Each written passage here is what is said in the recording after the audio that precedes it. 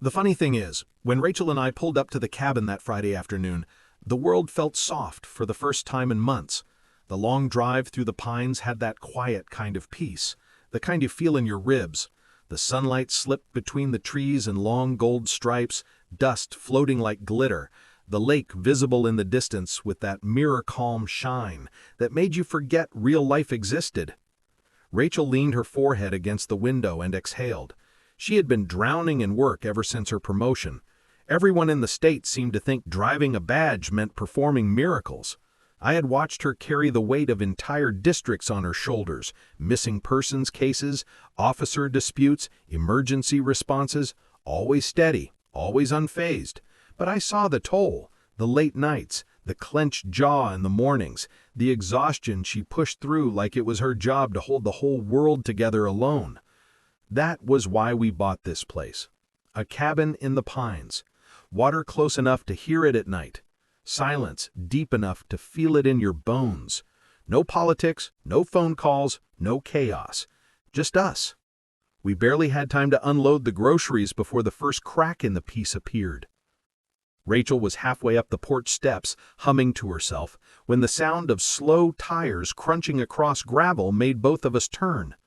A white luxury SUV eased into our driveway, not parked, not paused, eased, like it had been here 100 times before and planned to stay.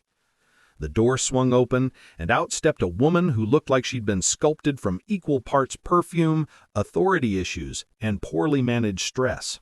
Sleek bob haircut, sunglasses big enough to block sunlight and accountability, a clipboard clutched like she was entering a crime scene instead of someone's yard. Karen. Even if we hadn't been warned about Lake Pine Estate's notoriously spirited HOA president, her energy gave her away instantly. She walked like the ground itself owed her rent. Without so much as a hello, she started circling our cabin, scribbling on her clipboard with the intensity of an auditor who smelled blood. Rachel and I exchanged a silent look, the kind saying, "Is this really happening?" Rachel tried first. That was her default. Start respectful, escalate only when needed. "Afternoon," she called with a polite wave. "Can we help you with something?" Karen didn't look up, didn't blink. "We've noticed unauthorized activity on this parcel. I need to verify who you are." Rachel set the grocery bag down slowly. "We own this place. My wife and I closed on it last spring." Finally, Karen turned her head toward us. Her expression landed somewhere between suspicion and the sour look someone makes after smelling expired milk. She clicked her pen aggressively. "You're not in the occupancy log." "Occupancy log," I repeated. "We weren't told owners had to check in." "It's required," she snapped, "for everyone who wishes to remain in good standing with the community." If you've never seen someone fall in love with their own power, it usually looks exactly like that. Rachel offered a patient smile. "I'm sure we can get that sorted. But yes, we're the owners." Karen narrowed her gaze onto Rachel specifically. "What's your name?" "Rachel Merritt." The pen hovered mid-air. Karen actually sniffed. "I don't recognize that name." Shocking. I stepped closer. "I'm Dean. I'm the one listed on the deed. I used an LLC to purchase—" Karen raised her hand sharply, cutting me off with the grace of a malfunctioning stop sign. "Ah, so technically, you are the only verified owner." It wasn't a question, it was ammunition. "I'll need documentation. Until then," she flipped her clipboard around with theatrical flourish. "A pre-printed notice. Comic Sans. Comic Sans! This is a temporary removal order for unregistered occupants." Rachel blinked once, slowly, then handed it back like it was a coupon for a store she'd never shop at. "No, we live here. That's the end of it." If Karen expected the universe to pause out of respect, she was sorely disappointed. Rachel just went back to unloading the groceries. And Karen? Karen's face twitched like a short-circuiting Christmas light. That's when she stepped closer and delivered the sentence that ignited the fuse. I enforce the standards here, and people who don't belong don't get to decide the rules." Rachel froze, not in fear, but in the way a storm cloud stabilizes before it cracks open.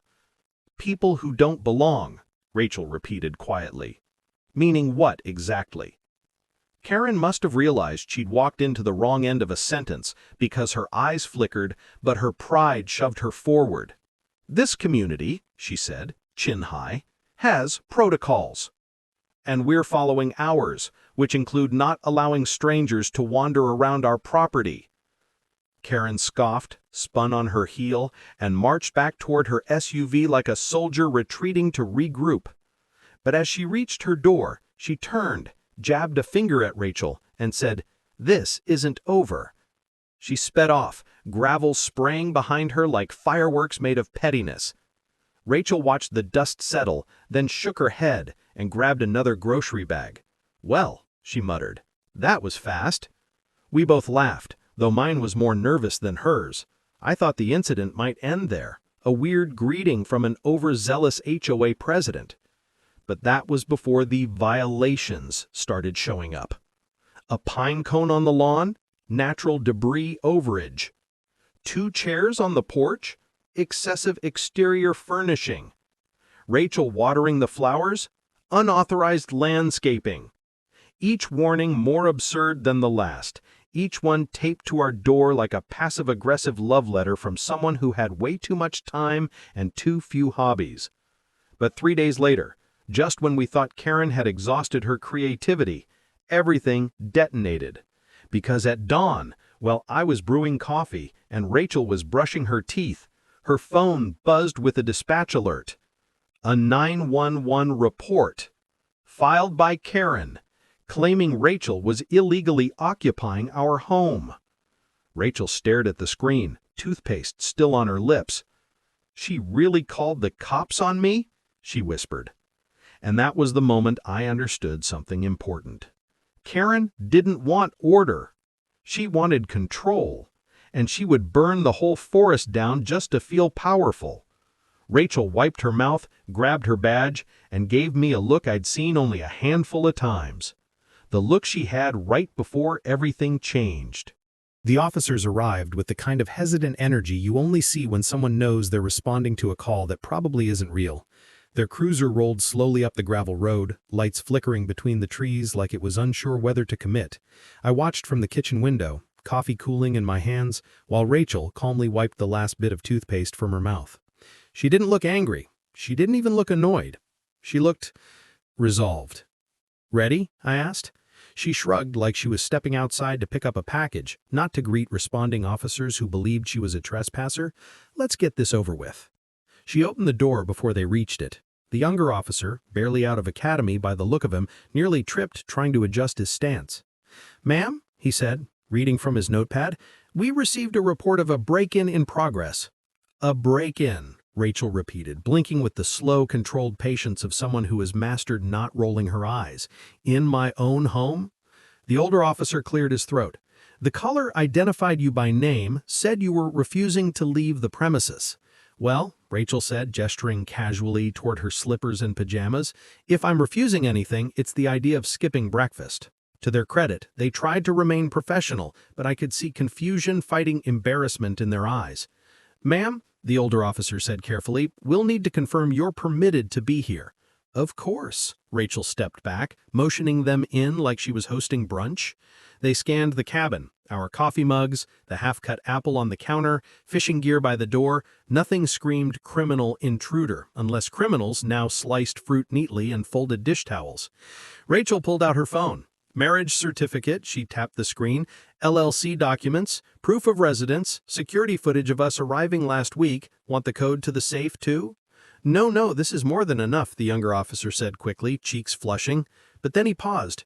"You're Rachel Merritt?" "That's right." His eyes widened, as in, "Commander Merritt?" The silence that followed was almost cinematic. The older officer's jaw dropped. The younger officer's spine straightened so fast I heard something crack. "Yes," Rachel said calmly, "but right now I'm just a homeowner trying to drink my coffee in peace." The embarrassment level in the room hit critical mass. The officers apologized twice inside, once at the door, a third time before stepping off the porch. The younger one even offered extra patrols, which Rachel politely declined. When they finally left, I closed the door and leaned against it. "Well," I said, "that was ridiculous." Rachel exhaled sharply. "Karen thinks she found my weak spot. She doesn't understand I'm documenting everything." "And what do we do now?" I asked. Rachel looked straight ahead, eyes steady. "Now we let her escalate." I stared. Why? So she runs out of places to hide when this all comes back on her. By noon, Karen had circled our cabin twice, not driving, floating. Her Lexus crawled by like a shark sniffing for blood. Rachel didn't react, didn't spare her a glance. That kind of non-response can be worse than confrontation, and Karen felt it. Even from behind tinted windows, you could sense her agitation. She disappeared for a few hours, but the peace didn't hold. At 1:14 p.m., our email chimed. Subject line: Urgent Community Safety Review. It was sent to the entire HOA board and half the neighborhood. Karen had written a 3-paragraph manifesto accusing Rachel of resisting lawful HOA directives, undermining community security standards, exhibiting aggressive tendencies towards leadership. Exhibit a blurry screenshot of Rachel jogging. Caption: Suspicious loitering. Loitering. While jogging.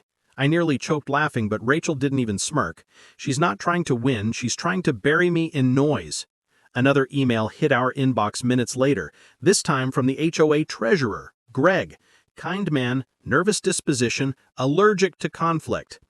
He wrote, "Due to recent concerns, the board will hold a special session this afternoon. Please provide documentation." "Here we go," I muttered. "I'll handle it," she said. "You want backup?" She shook her head. "No, she wants you there. She wants an audience. I want leverage." The clubhouse was the color of stale oatmeal and smelled like forgotten carpet cleaner. I stayed outside in the truck while Rachel slipped inside. Even from the parking lot, I could hear Karen's voice echoing like a malfunctioning megaphone. "She refused inspection. She is unregistered. She is a threat to community order." Then silence. A calm, cold voice broke it. "Rachel, if you're finished inventing violations, I'd like to clarify a few things." The walls didn't muffle her. Her tone carried authority like a blade. "I am legally tied to the property owner through marriage. I am listed on the LLC paperwork, and you do not have jurisdiction to regulate access to this property the way you're attempting." "But Karen," she sputtered. Rachel cut her off with a tone that could strip paint. "And if this board continues to misuse procedure to target residents based on personal bias, I will escalate this to state review." The room fell silent in a way that told me everyone suddenly remembered what real authority sounded like. Rachel walked out 5 minutes later, calm, composed. "How'd it go?" I asked. "They postponed everything," she said, buckling her seatbelt. "They're too scared of her to stop her, so they're waiting." For what? For her to dig deeper. That evening, another hit came in, this time from our insurance company. Someone had anonymously reported our cabin as an illegal rental property. If we didn't prove legal occupancy, our rates would increase by 300%. "Of course," Rachel muttered calmly, forwarding the documents. Another hit landed the next morning from county zoning. A noise complaint tied to possible septic misuse. It was absurd. It was harassment, but it wasn't random. It was strategy. "She's trying to weaponize every office that has paperwork," Rachel said. "And it's working," I muttered. Rachel shook her head. "No, it's piling up." Then she said something that made my skin prickle. "She's trying to corner me, but she doesn't realize cornering me doesn't end well." That night we returned from dinner to find our front door slightly open, just enough to be intentional. Rachel's voice dropped to something cold and controlled. "Stay behind me." Inside, nothing was stolen, but everything was disturbed. A photo of us face down. A drawer opened, the one with Rachel's badge inside. A coat moved from its hook. Not burglary, not vandalism, a message. Rachel pulled out her phone. "Activate incident report, code red." Her voice didn't tremble. She broke into our home, I whispered. No, Rachel said softly. She escalated. At dawn, a drone appeared outside our second-floor window, a sleek, black quadcopter, camera blinking red, hovering, watching, recording us. A digital vulture. I pulled the curtain. It tilted toward me like it recognized my face. She's documenting us now, I said. Rachel didn't even look up from her coffee. No, she's provoking us. Then she tapped a button on her tablet, sending footage to 3 agencies. She wants a reaction she can use against me, she said. Instead, she gave me evidence. She set her mug down. It's her last mistake. Because the moment that drone appeared, Rachel stopped defending and started preparing to strike back. And Karen had no idea the storm she'd just unleashed. The drone hovered outside our bedroom window like it was breathing. Every few seconds, it tilted slightly, adjusting its angle, tracking movement inside the cabin.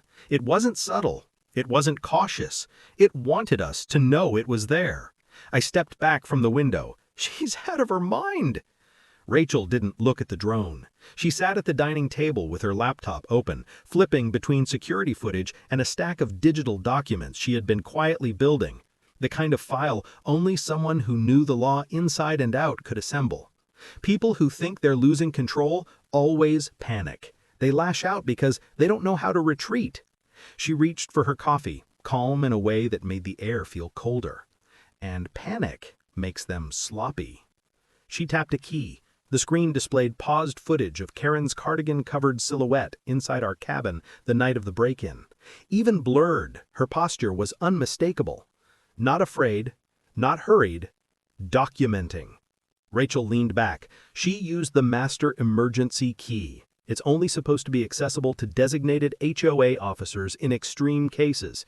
That means she copied it or got it illegally. I stared at her. You're reporting her? I already did. Rachel's voice was flat. 3 agencies. She doesn't know it yet, but the moment she crossed into our house, she handed me everything. Before I could answer, a car door slammed outside, loudly. We both turned. Karen was marching toward our porch with sharp, clipped strides as though fueled by fumes of pure entitlement. And beside her, stumbling slightly under the weight of a leather briefcase too large for his frame, was a young man in an ill-fitted suit. He looked like he had been dragged into this against his will. Rachel stood slowly. Showtime. Karen stomped up our steps first. She didn't knock. Of course she didn't. She jabbed her chin at the young man as if she was summoning a servant. This is her, Karen announced, pointing at Rachel as if identifying a wild animal. The young man swallowed. Ma'am, my name is Stephen. I'm the legal representative for—" "You're not a lawyer," Rachel said calmly. "You're an advisement intern." His cheeks flushed. I do assist with—" Karen cut him off. "Stephen, tell her the consequences." He cleared his throat, fumbling with a paper that looked like it had been printed 10 minutes ago. "We're issuing a cease and desist order for failure to comply with HOA directives, unauthorized presence, and harassment of—" "Stop." Rachel's voice didn't rise. It didn't need to. Stephen froze mid-sentence. Rachel stepped forward with slow, deliberate precision. "Stephen, do you know who I am?" He glanced desperately toward Karen. She nodded aggressively as if trying to will him into confidence.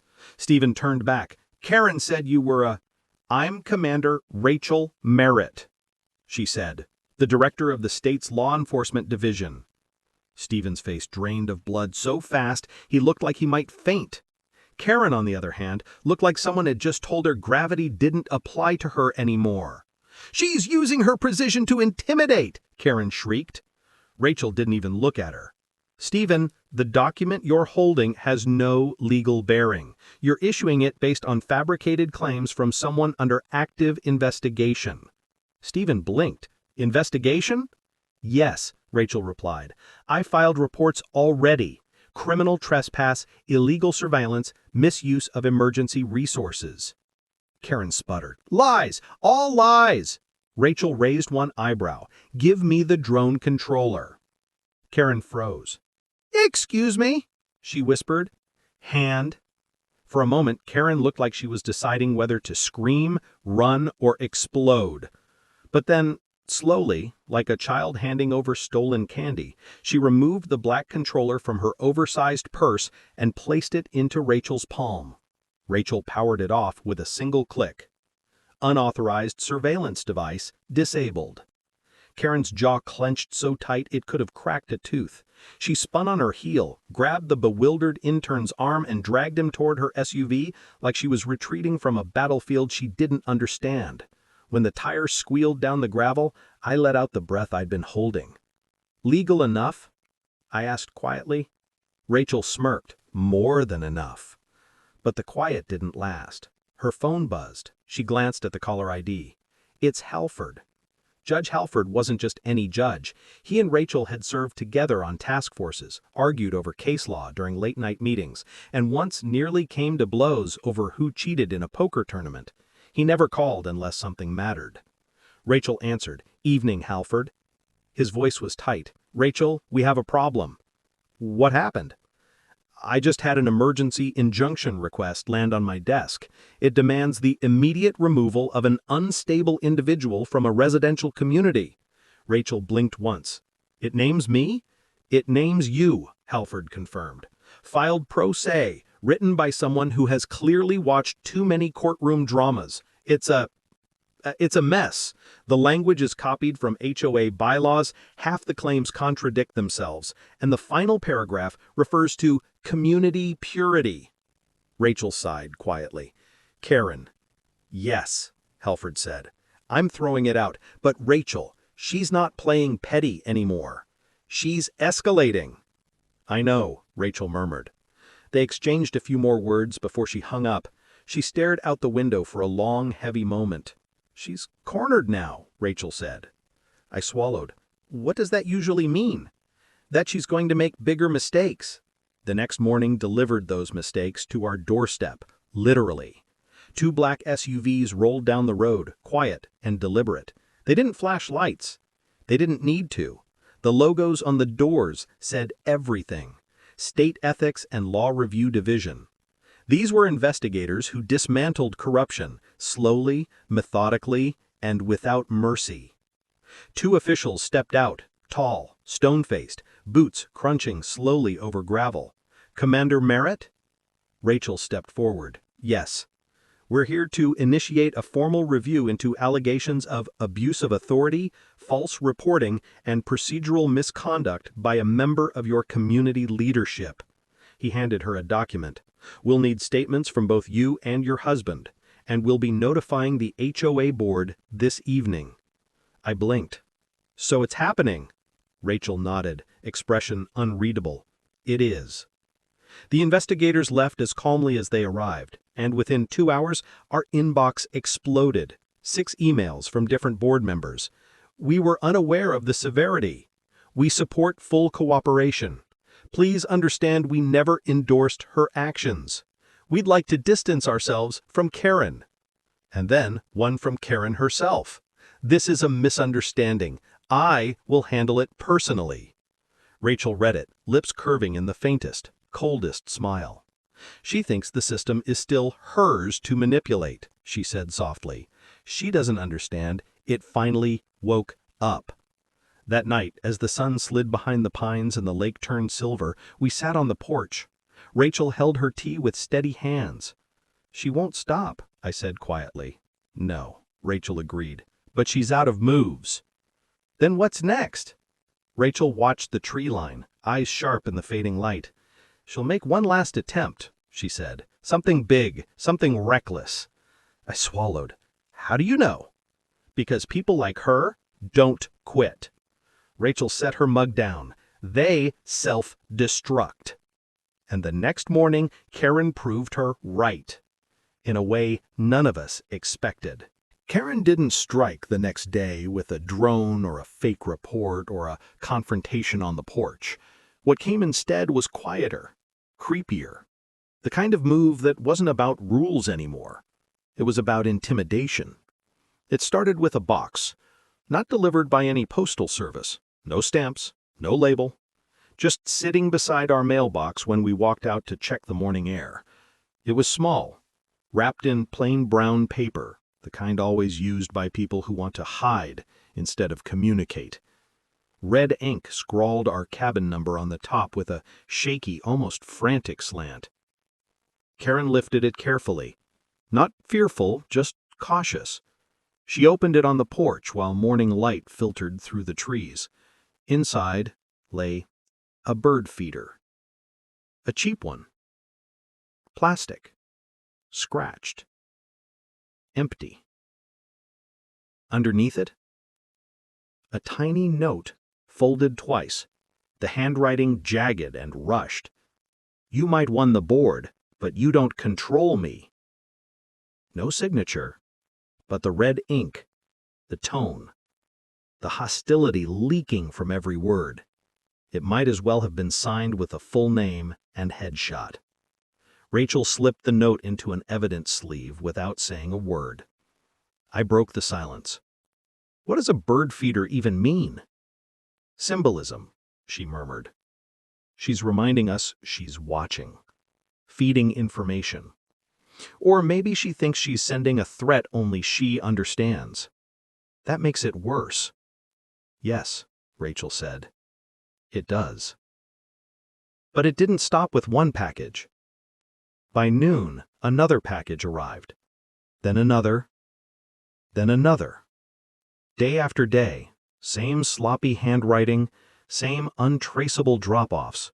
Gardening gloves, a packet of wildflower seeds, a hose nozzle, a bent wind chime.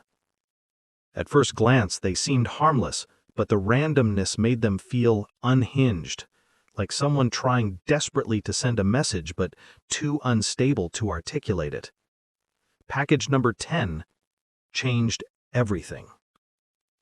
Rachel opened it slowly. Inside was a cheap black notebook.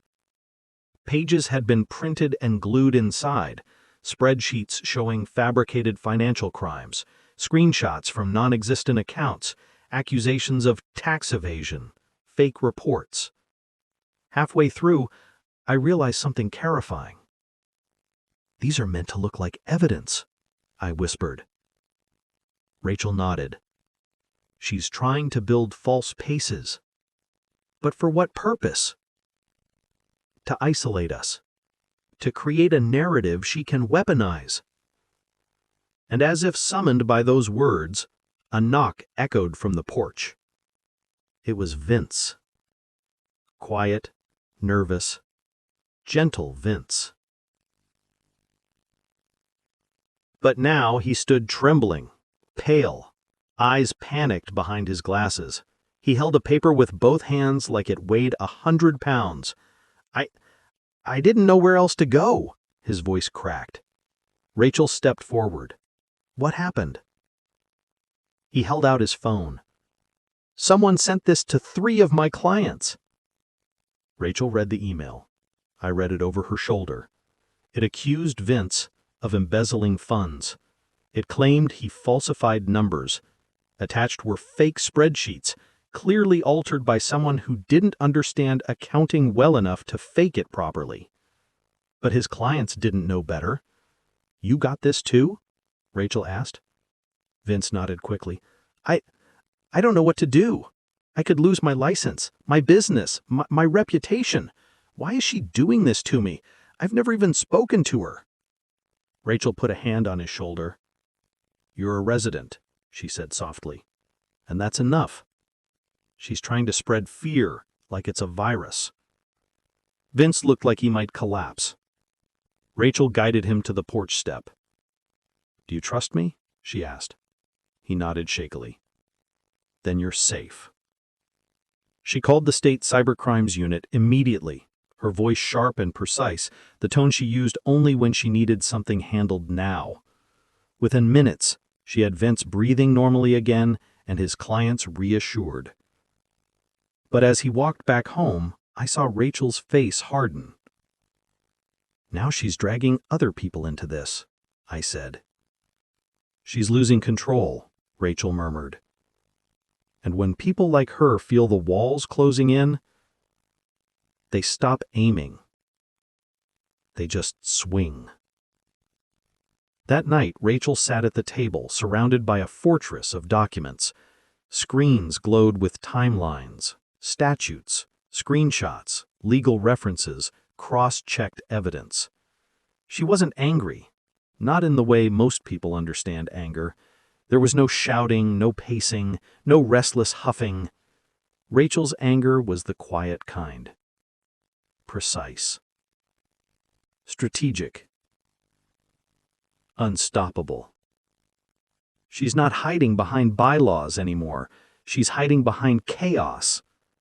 How do you stop someone who throws everything all at once? I asked. Rachel finally looked at me.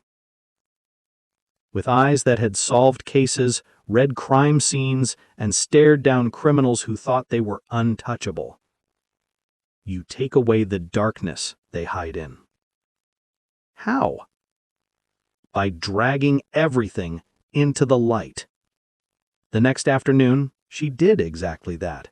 Instead of calling a board meeting or filing another report, she walked down to the old boat dock and asked neighbors to meet her there. No titles, no agendas, no politics. Just people. 20 showed up. They sat on folding chairs, coolers, benches, everyone murmuring until Rachel stepped forward onto the dock. She didn't raise her voice.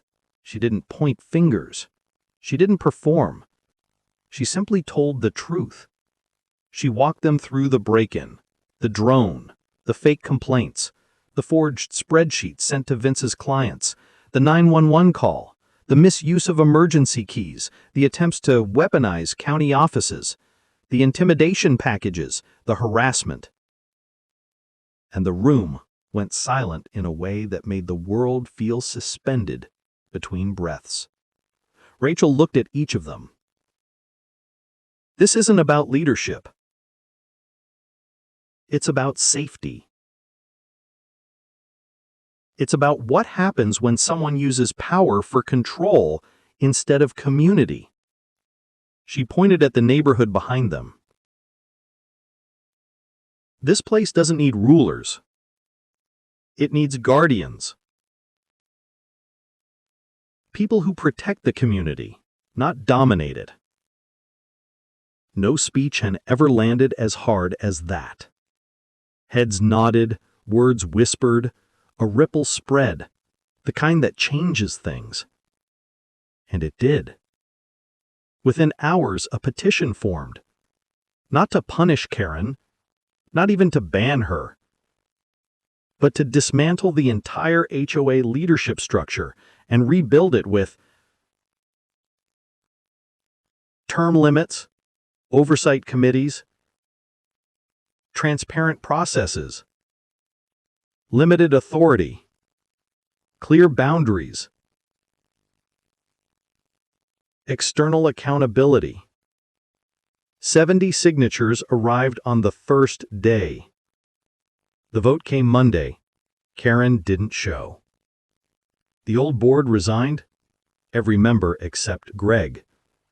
The community asked Rachel to lead the new charter team. She flatly refused. I'm not here to lead. I'm here to prevent. The room applauded anyway. And for the first time since we arrived, the air felt clean. Neighbors smiled again. Kids rode bikes. People waved instead of whispering. For a moment, everything felt repaired. Then the next morning before dawn, an envelope appeared in our mailbox. White, thin, handwritten in that same slanted, angry script. Rachel opened it. Inside was a single sentence. I never left. Rachel's jaw tightened. For 2 days, the envelope with the words, I never left, sat on Rachel's desk like a warning flare frozen in time.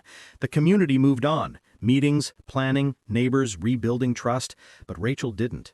Every morning she woke slightly earlier, walked the perimeter of our property, checked the cameras, checked the logs, checked the drone footage from the state investigators who had now taken an active interest in Karen.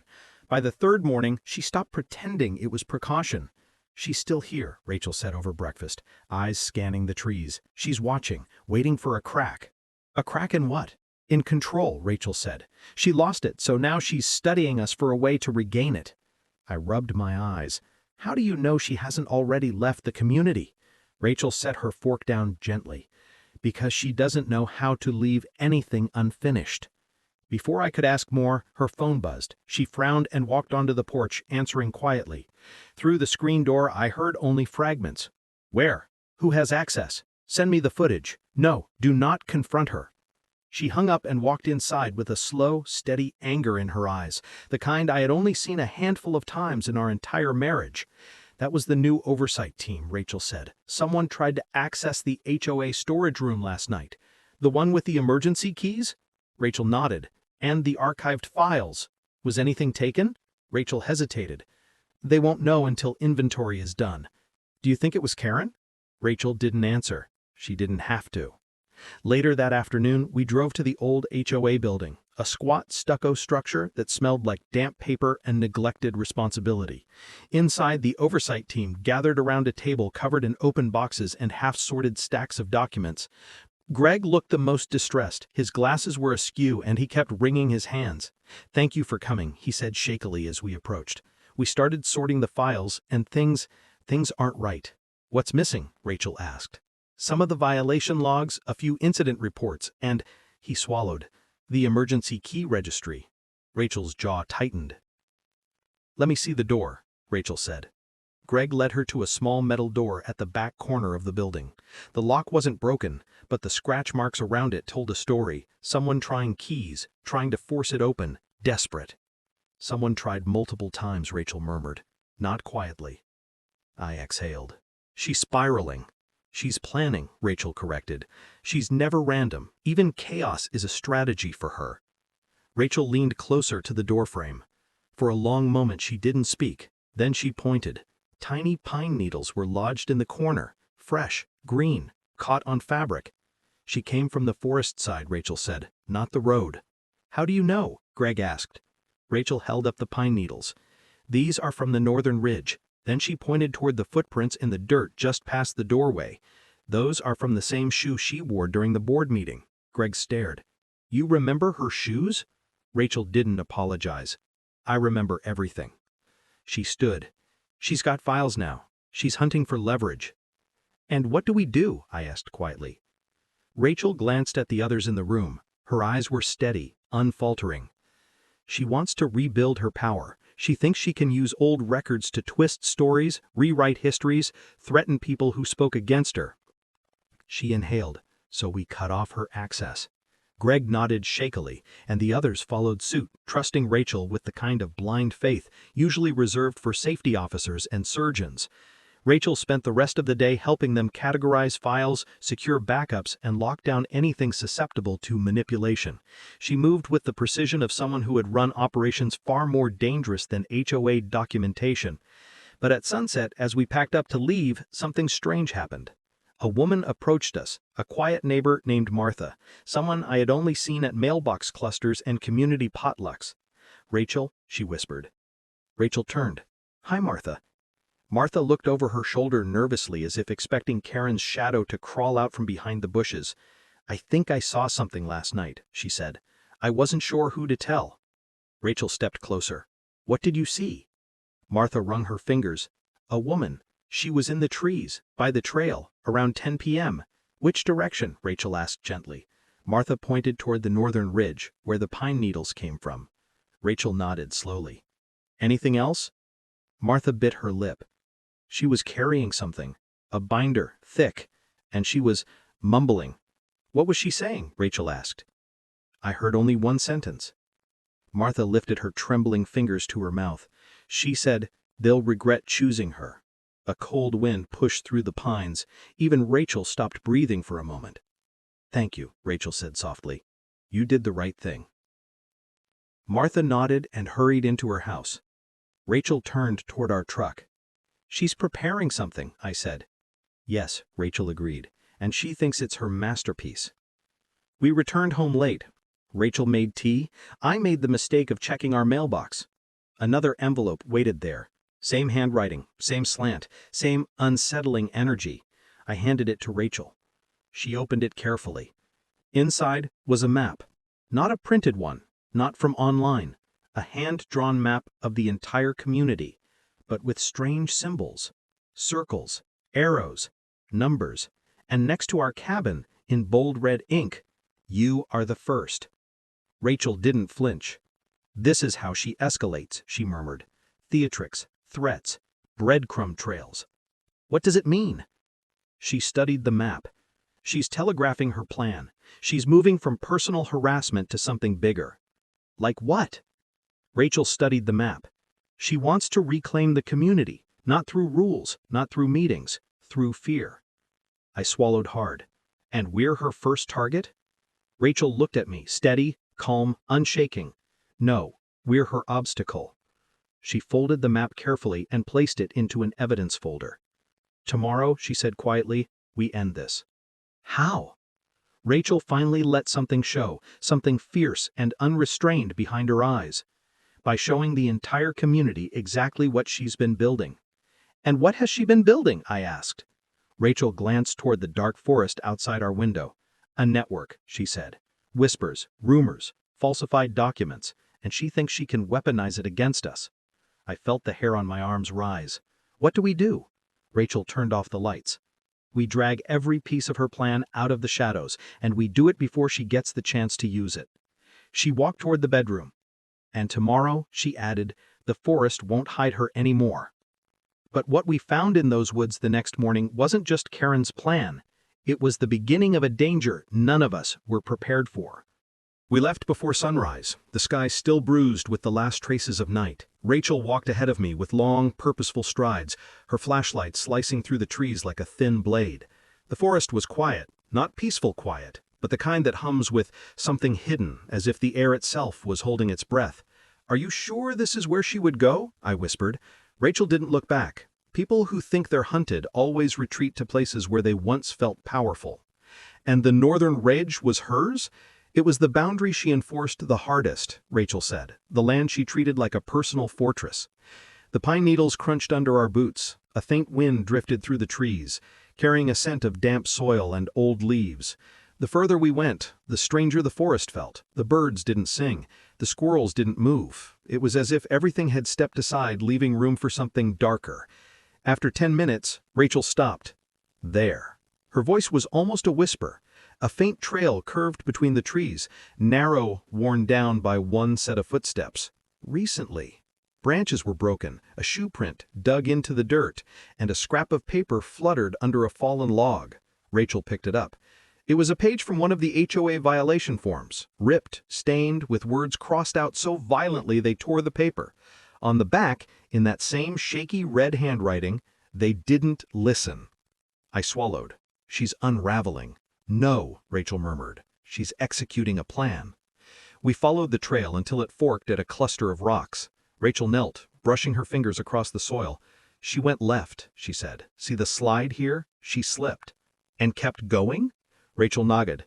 "She's tired, but determined." We moved deeper into the woods, the trees closing around us until the sunlight barely reached the ground. The path opened into a small clearing, and there, leaning against a tree stump, was a binder. Thick, overstuffed, latches straining. Inside lay hundreds of pages, printed emails, fake spreadsheets, redacted HOA emails, photos of neighbors with accusatory arrows scribbled on top, half-written legal documents, hand-drawn maps, everything she had been sending us and more, organized like a mad woman's manifesto. "This is her ammunition," I whispered. Rachel turned page after page. "No, this is her world, a conspiracy she built so perfectly in her mind that she thinks everyone else is blind." She flipped to the last page, a handwritten list of names, underlined, ranked, numbered. At the top, number 1, Rachel Merritt. Number 2, Dean. Number 3, Greg. Number 4, Vince. Number 5, Oversight Committee. Number 6, all residents who voted against me. A chill crept up my spine. She was planning something big.